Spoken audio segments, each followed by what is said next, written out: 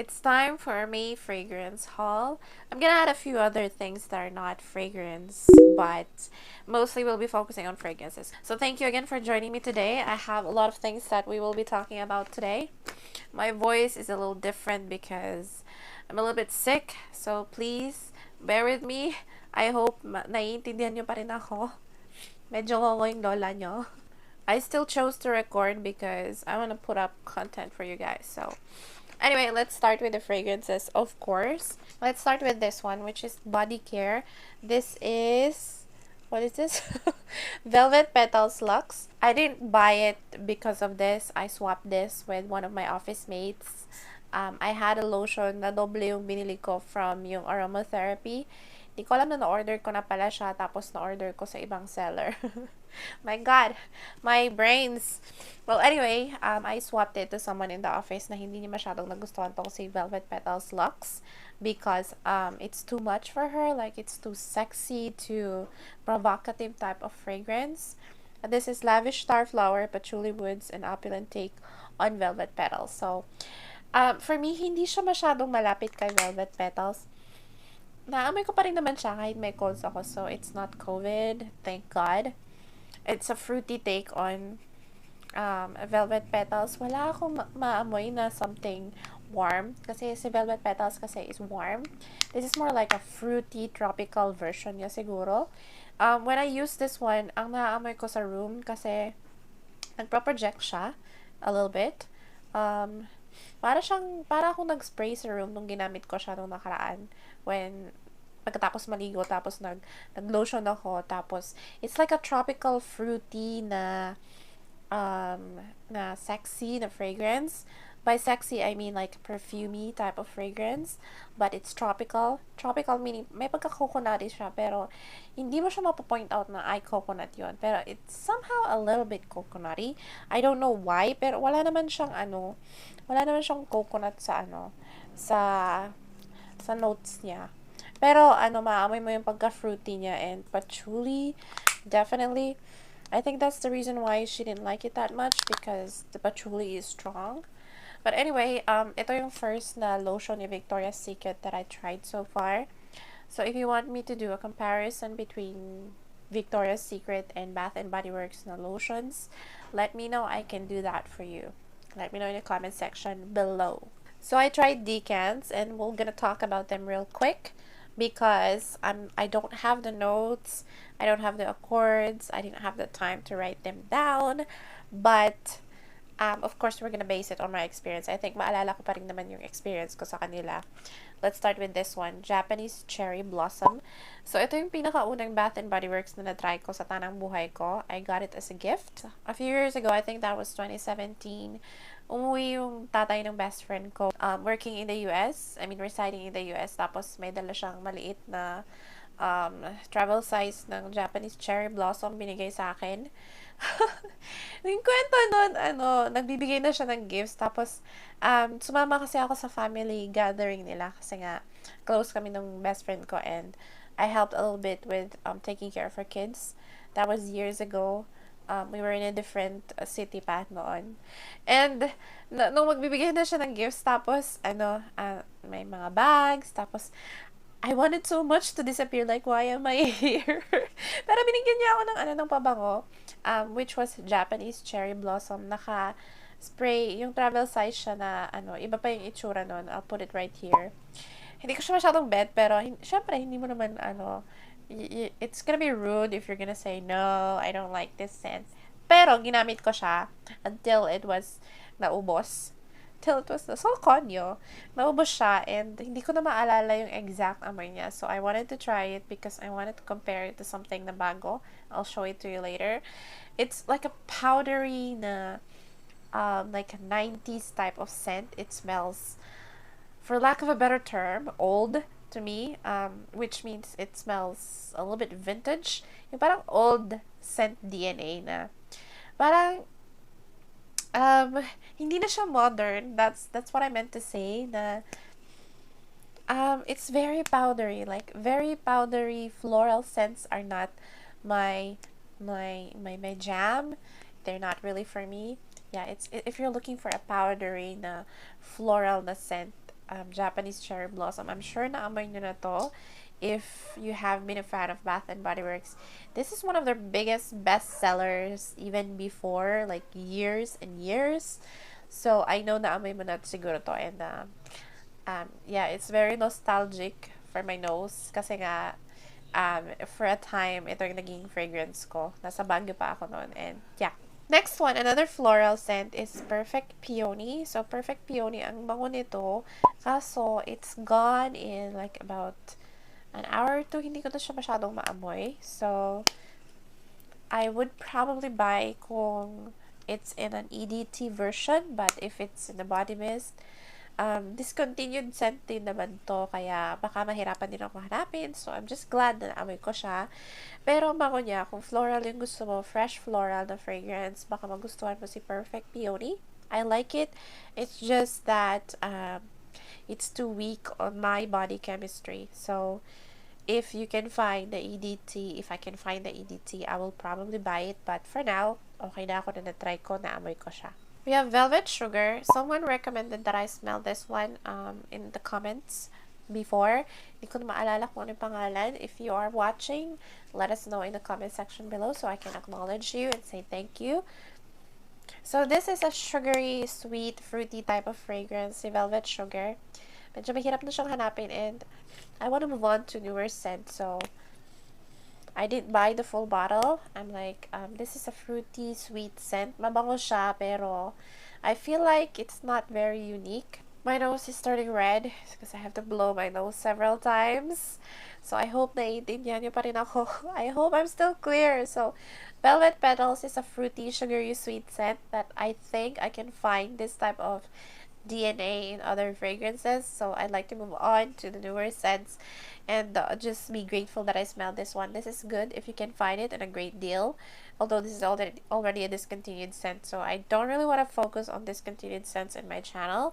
That's why I didn't buy the full bottle. Pero siguro if I'm a collector, it's worth buying and collecting this Velvet Sugar. Another one that suggest in my previous videos in the comment section is Midnight Pomegranate. So Midnight Midnight Pomegranate is a sexy, fruity fragrance that it reminds me of the scents from the 90s. I mean, it's not a new fragrance. It's fairly vintage sana yung sasabihin ko. Parang matagal na siya sa Bath and Body Works. And I think it's already a discontinued scent or a legacy scent. I don't know if that's the right term. Pero, it's a fruity, sexy scent. Nakahilera ni Dark Kiss and Into the Night. If you like those type of fragrance but you want it a little bit more fruity, a little bit more of that berry na scent, na yun yung nangibabaw dito, pero it's still a perfumey berry na fragrance, si Midnight Pomegranate. I think it's worth buying if nahanap mo siya at a good deal, kasi nga hindi na siya masyadong nakikita in the market, because I think this is a discontinued scent. Correct me if I'm wrong. So kung gusto mo si Dark Kiss or Into the Night, there is a high chance na magustuhan mo si Midnight Pomegranate. Although I'm not saying that they're the same. I'm not saying they're the same. I'm just saying para silang magpipinsan siguro. Something like that. The last decant that I have is this one, Club de Nuit Woman.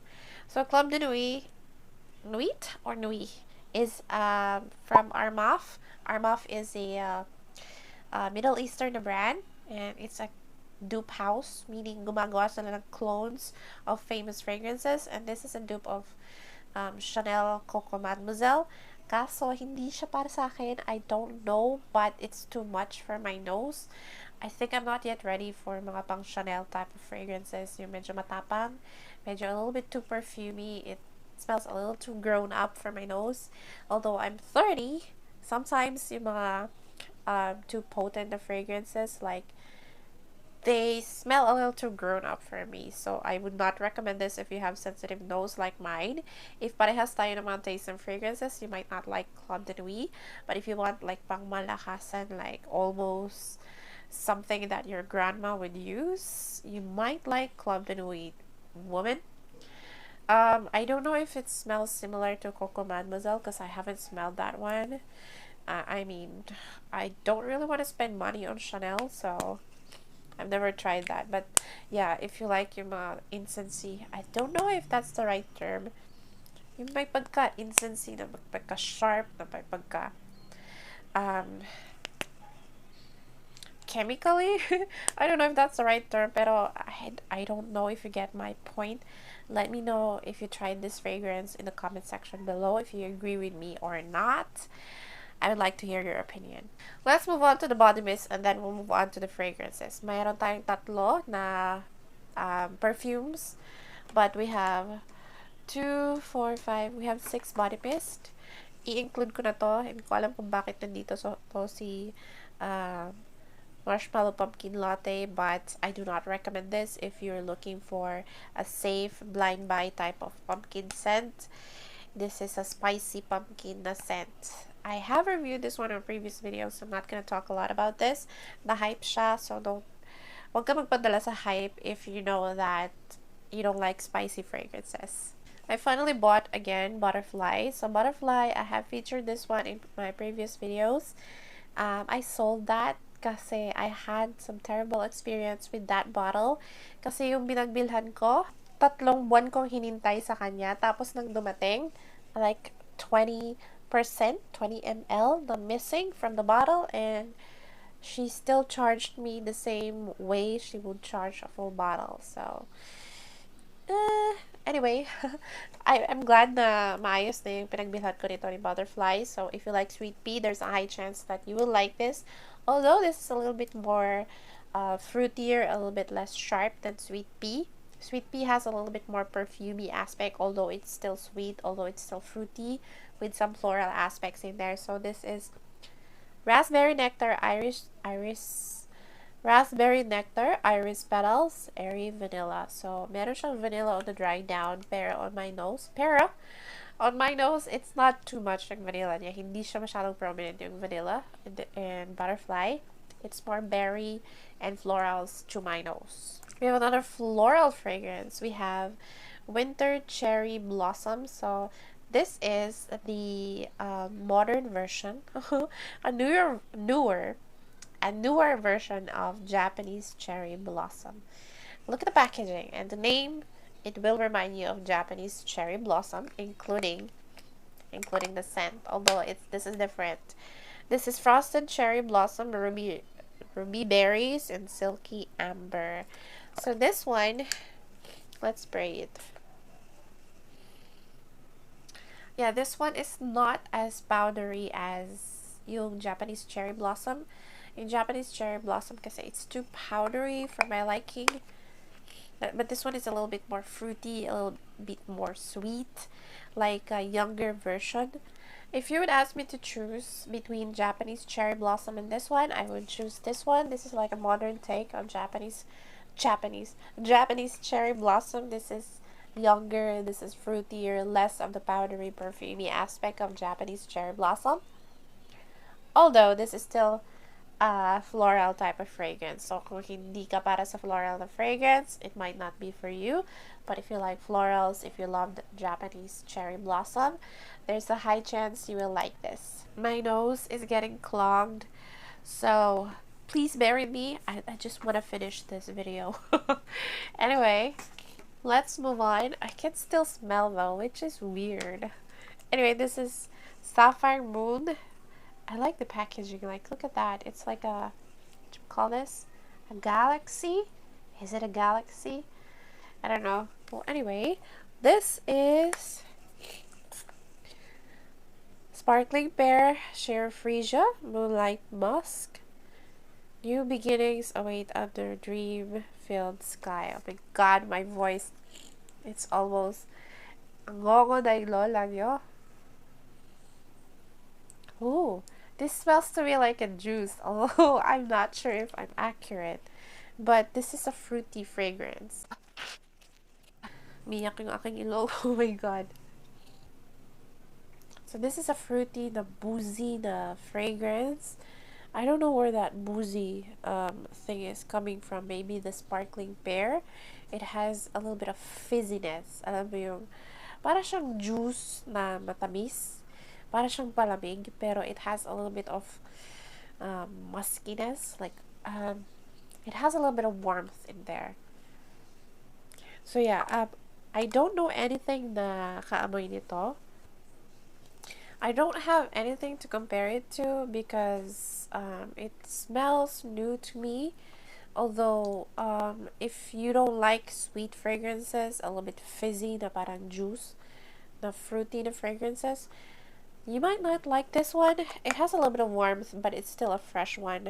That's according to my nose right now.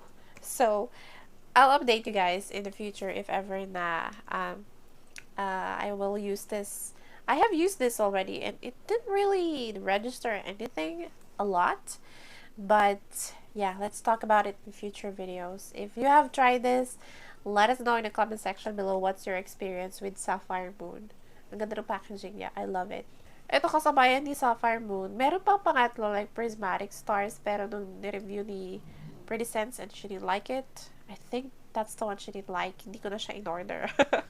But, kasi medyo magkaparehas kami ng taste sa pabango eh. And, I don't know. I just don't want to buy something that I already expect that I wouldn't like because I have enough in my collection. Anyway, this is Golden Eclipse. Parehas sila ng concept ng packaging, which is like a galaxy or something. This one is Glowing Berries, Shimmering Blossoms, Sun-Washed Woods. This is what I used earlier today. And this is a fresh fruity na fragrance. If you like yung mga tipong 1,000 Wishes, gusto mo si Champagne Toast, you will probably like this one. It's like a cross between Champagne Toast and 1,000 Wishes. That's according to my nose right now. If you tried this, let us know in the comment section below what's your experience with Golden Ocean Pearl. Golden Eclipse. This is not Golden Ocean Pearl! This is Golden Eclipse. If you have tried this, let us know your experience in the comment section below. Saving the best for last. Like, look at that packaging. Life of the party. This one is Pink Citrus, Bubbly Prosecco, Jasmine, and Shimmering Vanilla. So, yeah, this is like a sweet, boozy, but fresh type of vanilla. I have included this one in the top vanilla scents that I like.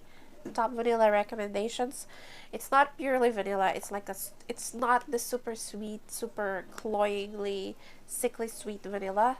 It's more juicy, but a little bit vanilla-ish, if you get what I mean. Watch my previous video, the top vanilla recommendations. I have included that here. I mean, I have included this there.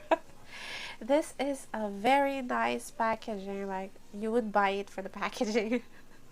Nakakabudol yung packaging niya. Let's move on. So, I bought this one in May. We have Yara by Latafa. I have a separate video in my channel, so I will link it in the description box below. Kasi my nose is again clogged right now, so it's probably a good idea to check that video. Pero I'm just gonna show you what it looks like. How I remember this scent is that I didn't like the opening, but I like the dry down. It's like strawberry.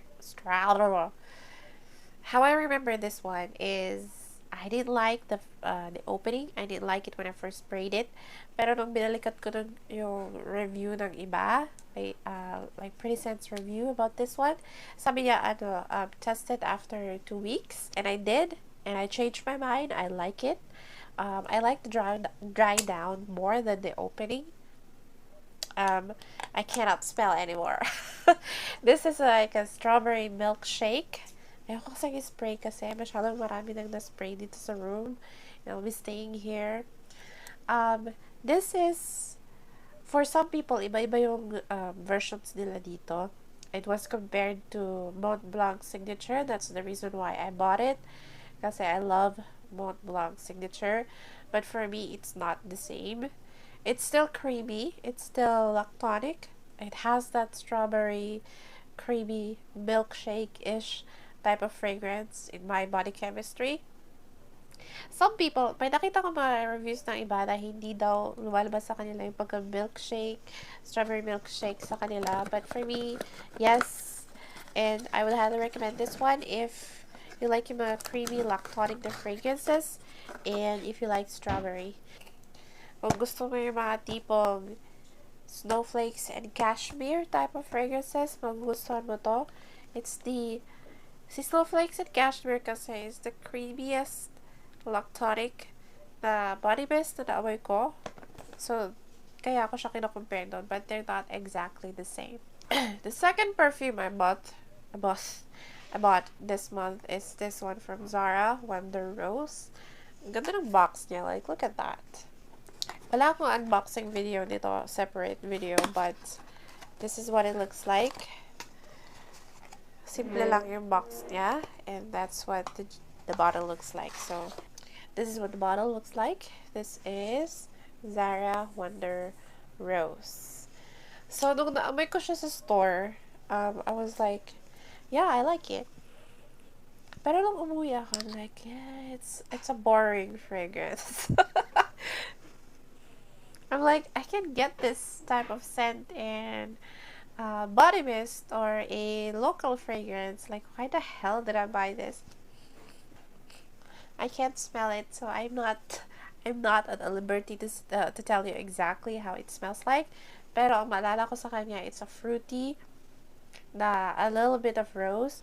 Pangalan niya is Wonder Rose, but huwag ka matakot if you don't like rose. Hindi siya super heavy yung rose dito sa fragrance na to. It's more fruitier than rose. Fruitier.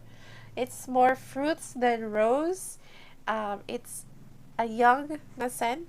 So, if you don't like yung mga tipong medyo juvenile na scents, hindi mo to magugustuhan. If you don't like juicy, fruity fragrances, hindi mo siya magugustuhan. If you're looking for the rose in there, baka ma-disappoint ka rin dito kasi I was looking for the rose. I was looking for more florals, but I didn't find it. Don't get me wrong, meron pa rin naman siyang rose. It's just not the type of rose na hinahanap ko. If you get what I mean. Saving the best for last, of course, we have Montblanc Signature. So, na-unbox ko na siya. I have unboxed and recorded this in a different video. I think that was recorded last week. So, medyo okay pa yung boses ko doon. So, hindi ko alam kung ito yung mauuna or yung video na yun, yung una kong ipapalabas. But, we'll see. I'll put it in the description box either way kapag lumabas na siya. So, this is Montblanc Signature. Finally, nabili ko na siya. Pangarap ko siyang bilhin from a long time ago and I can smell it even without spraying it. Si Yara, hindi ko siya maamoy hanggat hindi ko siya ma-spray from the nozzle. I mean, with my current nose situation. But this is the creamiest, most lactonic vanilla fragrance that I've ever smelled in my entire life. Naamoy ko siya sa decant last year nung nag-uumpisa pala ako sa mga pabango.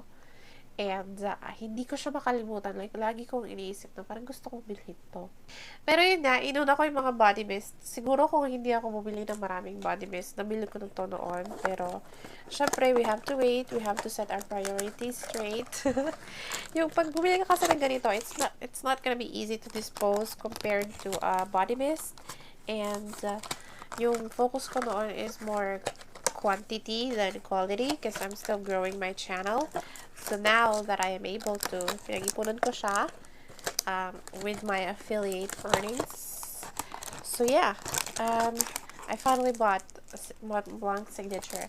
Ito yung tipong kung gusto mo si snowflakes and cashmere na naman. Kung nagustuhan mo si Yara but you're finding it a little too juvenile, a little too chemically yung opening niya, want something a little bit more grown up than Yara by Latafa, magustuhan mo si Montblanc Signature.